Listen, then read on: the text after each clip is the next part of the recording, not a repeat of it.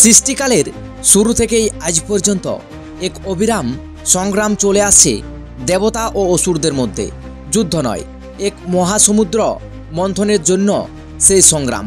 কিন্তু সেই মন্থনের সময় বেরিয়ে আসে এক ভয়াবহ হলাহল, যা ধীরে ধীরে ধ্বংস করতে উদ্যত ছিল আমাদের এই বিশ্বকে।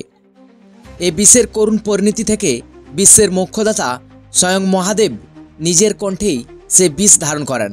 কিন্তু সেই বিষের এক ফোঁটা পড়ে যায় এক অমর অসুরের শরীরে, যার নাম ছিল কলি। সে বিষের প্রভাবে কলির দেহ ধ্বংস হলেও তার আত্মা অক্ষত থেকে যায়। কলি অসুর শুধু অমরত্বই লাভ করেনি, বরং তার প্রভাবে আজকের সমাজ অধর্ম, অশান্তি, কাম, ক্রোধ, লোভ ও লালসায় নিমজ্জিত। কলির প্রভাবেই মানুষের মনুষ্যত্ব হারিয়ে যাচ্ছে বলে পুরাণে বর্ণিত রয়েছে। পুরাণের বর্ণনায় কলির উৎপত্তি ঘটে ব্রহ্মার শরীর থেকে। অধর্ম, মিথ্যা, দম্ভ, মায়া, লোভ ও ক্রোধের দুর্ভাগ্যকর মিলনে এই আজকের মানুষের ভেতরের নেতিবাচক শক্তির প্রতীক। কিন্তু মহাভারতের পরবর্তী যুগে এক মহামার্গ তৈরি হয়।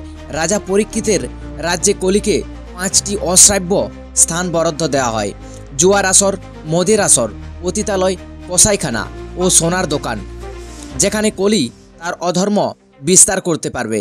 কিন্তু এই অধর্মের বিরুদ্ধে দাঁড়াবেন এক শক্তিমান রক্ষক, ভগবান বিষ্ণুর দশম অবতার স্বয়ং কল্কি। কল্কির জন্ম হবে সম্বল গ্রামের বিষ্ণুযোশা ও সুমতির ঘরে। তার বাহন হবে দেবদত্ত নামের অশ্ব, হাতে থাকবে তলোয়ার অশুভের বিরুদ্ধে লড়াই করার জন্য। কল্কি রহস্যময়, শক্তিমান, যা কেবল একটি ব্যক্তি নয়, তিনি আমাদের মানবিক চেতনায় নিহিত। যখনই অধর্মের সমাজ অন্ধকারে ঢেকে যাবে, কল্কি অস্তিত্বে আসবেন তাকে মুক্ত করার জন্য। সো ভিডিও আপনাদের কেমন লাগলো অবশ্যই কমেন্টে জানাবেন, এবং চ্যানেলে নতুন হলে চ্যানেলটি সাবস্ক্রাইব করে